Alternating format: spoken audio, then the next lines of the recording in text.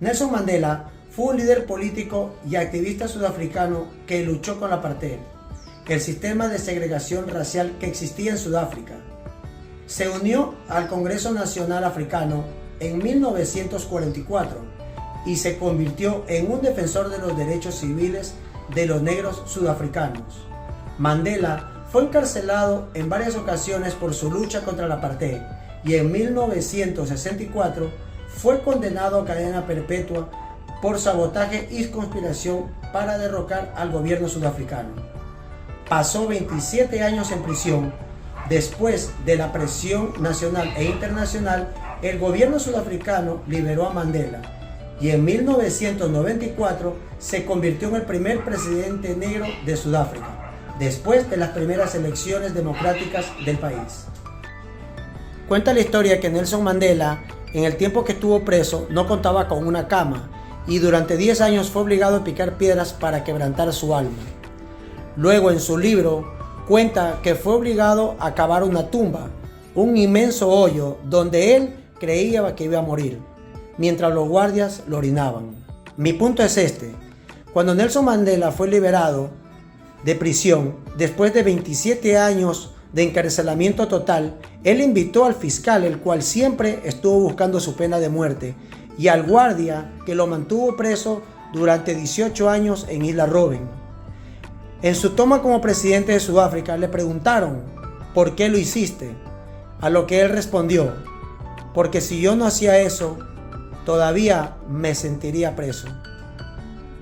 Hablar de Nelson Mandela, un expresidente de Sudáfrica, fue un abogado, activista, que luchó contra la apartheid, político, filántropo, sudafricano que dirigió el gobierno de su país entre 1994 y 1999.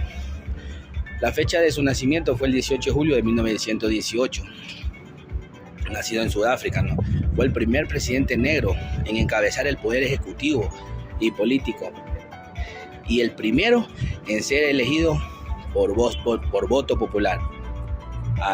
Cabe recalcar que fue un sudafricano y un abogado que luchó países por sus etnias, y gracias a todos estos méritos fue nombrado y ganador del Premio Nobel de la Paz. Sarmisa Vilcescu. Ella nació el 27 de abril de 1867 en Bucarest, Rumania.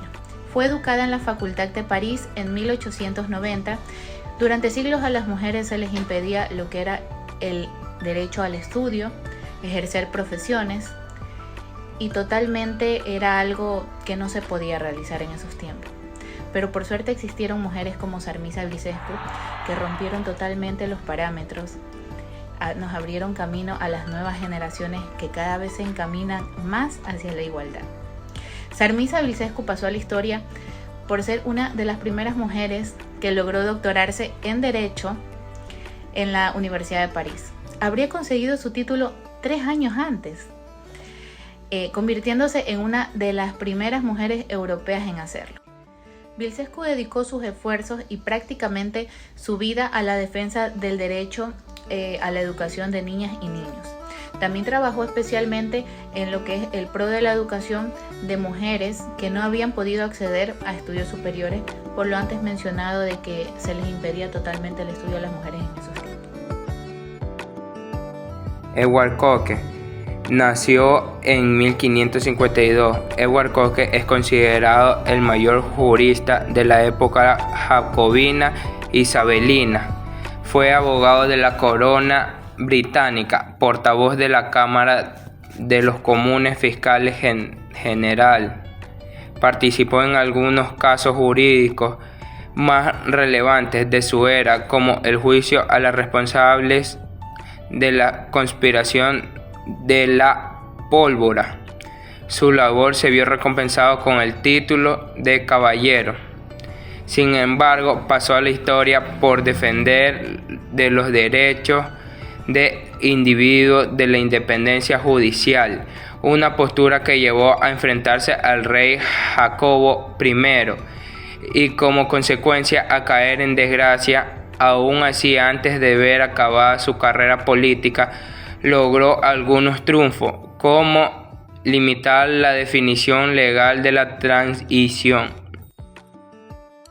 De Francisco Javier Eugenio de Santa Cruz y Espejo. Fue un notable político, filósofo, médico, abogado ecuatoriano, nacido en 1747. Él fue uno de los principales gestores de la independencia de nuestro país, fue uno de los principales ideólogos de este movimiento separatista. ¿Y dónde radica la importancia de este personaje? Aparte de su profesión de ser abogado, fue una persona que tuvo que sufrir los embates de la marginación en esa época, ya que para acceder a la universidad tú tenías que ser español, ¿no? Su nombre original es Luis Chusink, es decir, sus padres eran de origen mestizo, ¿no? Por eso es que tuvieron que cambiar o adoptar un apellido español para que el joven, esta joven promesa pueda acceder a una formación superior, ¿no? De esta forma, Eugenio Espejo se convierte en un baluarte, en un ejemplo a seguir por todos nosotros, por su perseverancia, por su constancia, por su compromiso con la verdad, con la justicia y con estos nobles ideales que deben ser la cuna de nuestra carrera, la abogacía. Nuestro aporte con la reseña de estos grandes personajes tiene la finalidad que nosotros los estudiantes no nos rindamos aunque se nos presente un millón de cosas en el camino. Siempre saber que nuestra mayor fuente de inspiración somos nosotros mismos. Porque hemos llegado aquí con un propósito, y es el de ser líderes profesionales como un día lo fueron ellos. Y a pesar de todas las dificultades que tuvieron que vivir, nunca abandonaron sus sueños, ser los mejores profesionales en el ámbito del derecho. Y hoy en día, gracias a ese valor y resiliencia, son recordados como personas honorables. Sin duda alguna, nos dejaron un gran legado, el cual admirar y seguir llevándolo a cabo. Muchísimas gracias. Agradecemos de parte del Grupo 10, todos los integrantes, licenciada, compañeros, por su atención. Esperemos que les haya gustado y los haya motivado a seguir adelante en esta hermosa carrera que como es el derecho.